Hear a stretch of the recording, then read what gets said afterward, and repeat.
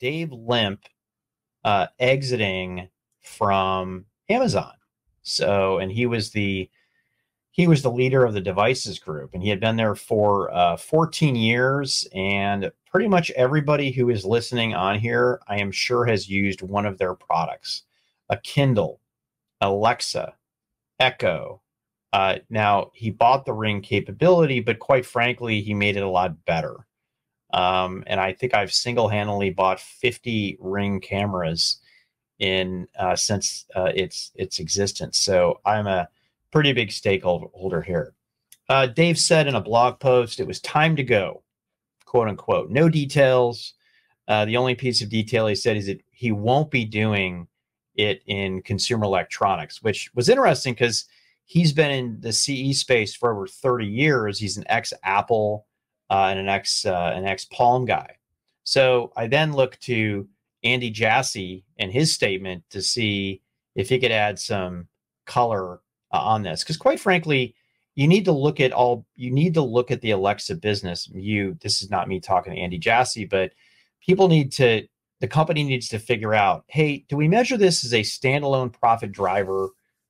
Do we look at this as a profile creator, right? To serve you better ads, to either buy their stuff or other people's stuff. So for instance, if you're talking to it and I have video and pictures, it knows a lot about you, right? Is it a frictionless way to buy stuff? I know that my Alexa devices, particularly Echo devices, ask me nonstop, hey, do you want to buy something? Did you know you could buy something on this?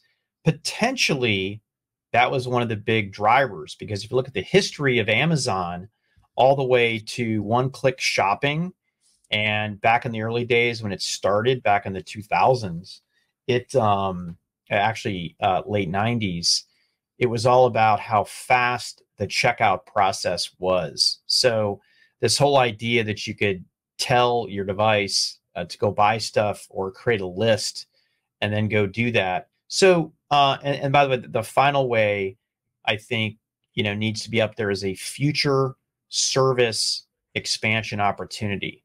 But yeah, Andy didn't give a lot of insights about that. It wasn't, hey, we're gonna, strategically relook at it. But he said, hey, I believe those businesses will add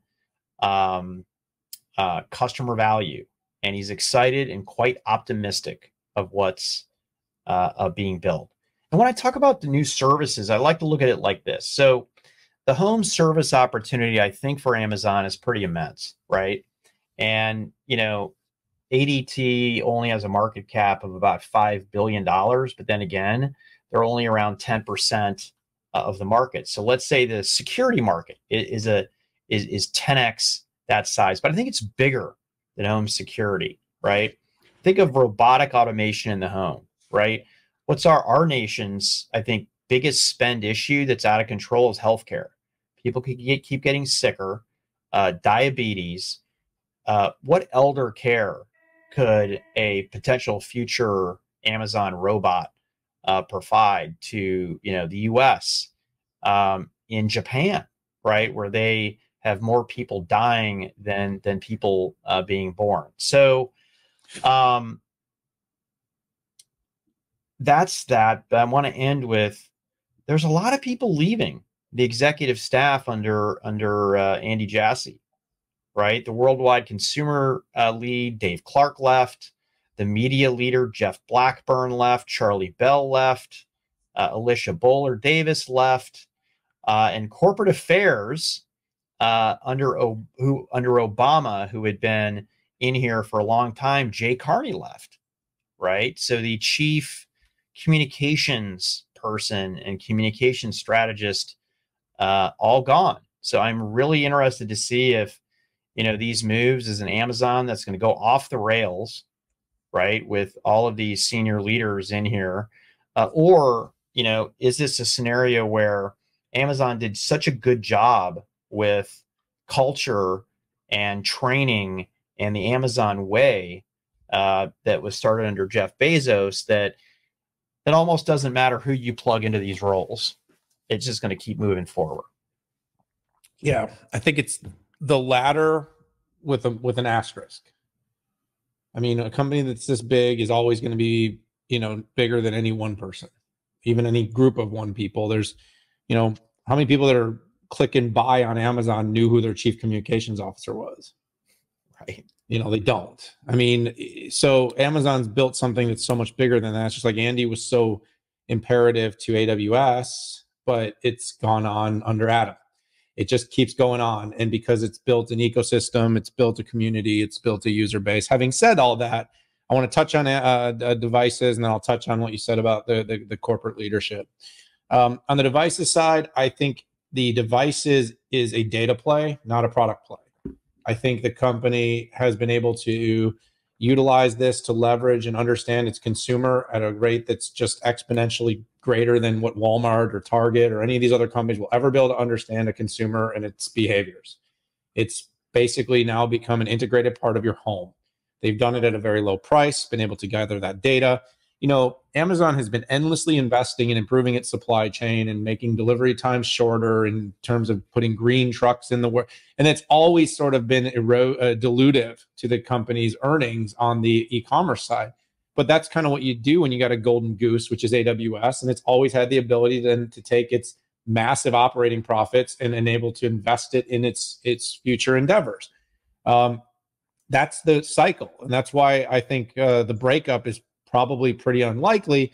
Having said that, if they did break it up, e-commerce would be on a much more level playing field because it would have to invest very differently. But, you mentioned healthcare. I mean, look, Alexa and its ability to understand health, wellness, to be able to identify people's potential health issues and quickly document them. I mean, they're building for the future. The ability to, use a camera inside of your home to see that you're ill and be able to order you chicken soup, Tylenol, or to see that it's something more serious and to schedule you a telehealth visit. And this is where Amazon's going.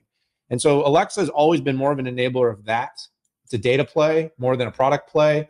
The things they've kind of tried to get into that are a little bit more traditional, the Fire Phone and stuff like that, kind of never stood a chance. It just never did. They did okay with the Kindle. That was the inroad, the digital book. And so that was as far as it went. Some of these robots things, to me, it's more about showing that we're an innovative technology company. And because you do 100-something billion a quarter, there's some projects, some testing, but it's always going to be about the data. I know Can I ask you a question though? What? They've had this data for a decade. Yep. Are they going to just find some new way to do something with it? Do they need generative AI to take it? I mean, it's been out there forever. I think they're already doing it. We buy. They know what my face looks like. They know my. I mean, but how have they grown every quarter at such a high rate? I mean, look at their revenue quarter to quarter to quarter to quarter. They're getting better and better and more prescriptive. It's freaking Miyagi judo mind tricks. It's not so obvious to you, but the point is you're going there and your ability to buy everything you need and getting it right. You know what I mean? It's happening faster and faster. Yeah, all I'm saying, the layoffs though, the Amazon Devices Group went down probably 50%. No, 50. It's nothing more than a if play. It's so amazing. Why cut it? Why gut it? I just think maybe the kind of data, the amount of data, and the amount it wants to focus on actually cutting edge versus just enabling the data. It's just my take. I mean, you have your take, I have mine. I'll tell you one other thing. I'm asking a question. Yeah, I'm genuinely telling you. I think ask questions on this show. No, well, you're not allowed to challenge me. I'm always right. But in all seriousness, I think we're probably more in alignment than not. I just mean look, it's been a tough year. The street wants more profitability. They don't get enough benefit out of the cost. They don't need to be innovating in terms of the hardware product itself as much as you might think. What they need to be is getting more of these into more homes so they can get better data and get better insights to keep delivering more stuff to everybody's door. And then ultimately the kind of stuff, right? So it's not just, knickknacks. It becomes your electronics. It becomes your healthcare needs. It becomes your food and grocery. And eventually it is, it can potentially be everything. And that, of course, will always put them in the limelight of everything from cool tech news to antitrust discussions. The only thing I'll say about the Andy and the team is anytime a new CEO comes, I give it a year to 2 years, and the whole executive teams tend to get washed out. This was a group of people that all wanted to be the next Jeff Bezos, and probably a lot of them thought maybe they were the person that should have been next in line. And when they realized it wasn't them, I can't think of a company, Pat, where this doesn't happen. When a new CEO comes in within a year or two, people figure out, am I part of the plan? Am I not part of the plan? I don't know. Apple was pretty consistent. Yeah, but it's Apple. I mean, are you even allowed to leave? I thought you were chained to your desk. Google was pretty consistent. I can't remember that. No, it's a great conversation. I can't proclaim that. I think it changes a lot. I can give you plenty of examples where it did change. I think leaders. Oh, yeah. During times of struggles, 100%. Amazon has this 7-year, like if you're going to invest big, it doesn't pay back in 7 years. It's off, right? And that's kind of where I think we are. I don't know what off means. I think it could be significant reduction in investment. And by the way, we saw a huge reduction in investment from Google in the same space in all of their smart home stuff.